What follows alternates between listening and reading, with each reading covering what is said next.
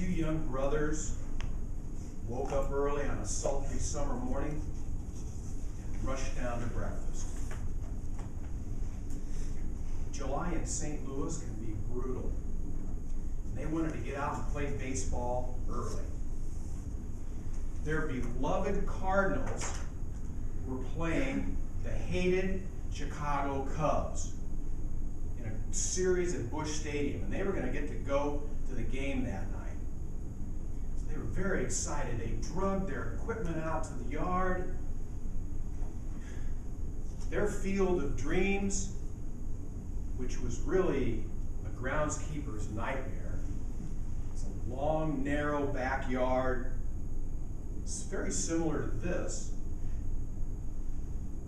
On the right-hand side, by first base, were Pete and Gert's perfectly manicured flower garden, gazeboed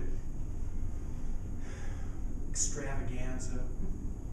Center field was the sweet spot. All that was out there was Mr. Howard's garage and the one small window.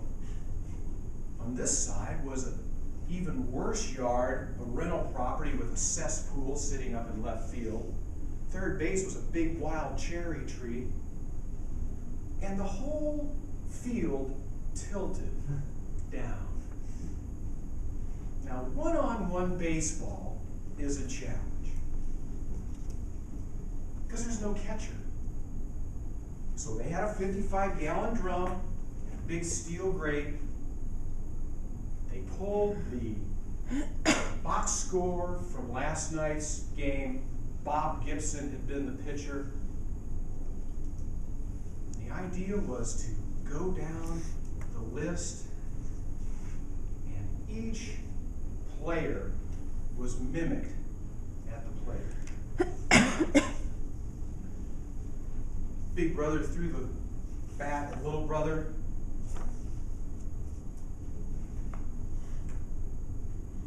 Little brother won the rights. He chose to be the St. Louis Cardinals and get to be Bob Gibson that day. What a coup. In the first inning, Bob Gibson blazed him down. But then, up to the plate came Mr. Cub, Ernie Banks. Now, Ernie Banks was Mr. Cub for a reason. He was a Hall of Famer.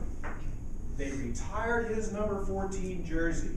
There's a bronze statue of him outside of Wrigley Field.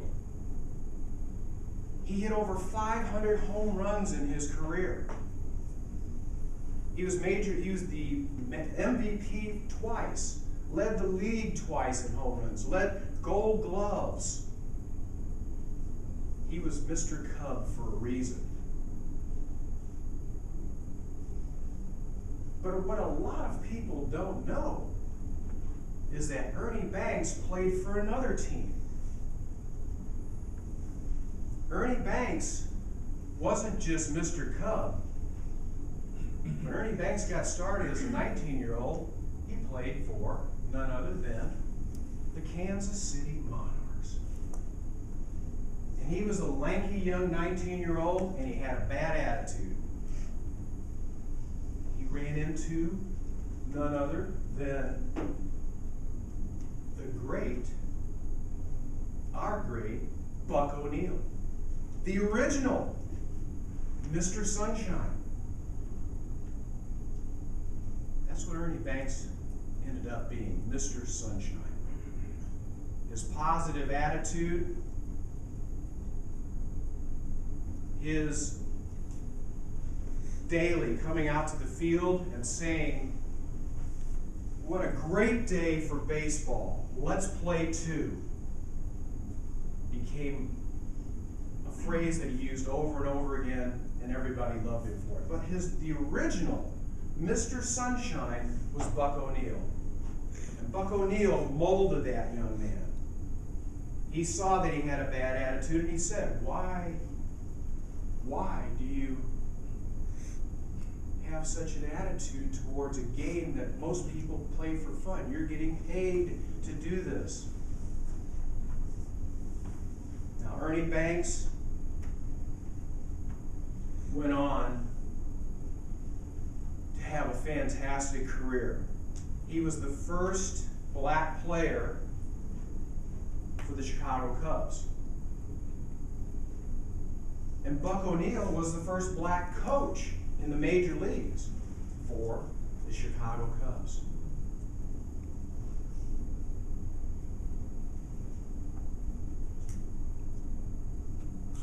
Ernie needed a mentor, and Buck happened to be there. He was just on time, just right. And that's what Buck used to say. Don't cry for me. I was just on time. This is exactly where I needed to be at the right time. Now,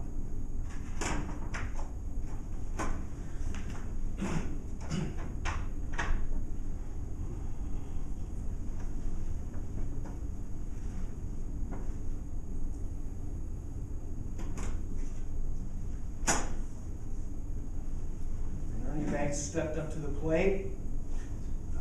Bob Gibson glared at him because Bob Gibson had an attitude. He was going to throw a fastball and get you out, and he didn't care who you were. First pitch was a 95-mile-an-hour fastball. Ernie Banks didn't move. Second pitch, another 95-mile-an-hour fastball on the inside corner of the plate. Ernie Banks didn't move. He was just gauging him. Third pitch, another 95-mile-an-hour fastball, and wham! A long drive. It might be, it could be. It is a home run, spoken by none other than Harry Carey. And as Ernie Banks rounded the corner down by Pete and Gert's fabulous garden, up to second base by Mr. Howard's garage, over to third by the wild cherry tree, he was no longer, even though Bob Gibson was standing out there, he was no longer Ernie Banks. He was Mr. Sunshine, John Ruck. Thank you, ladies and gentlemen.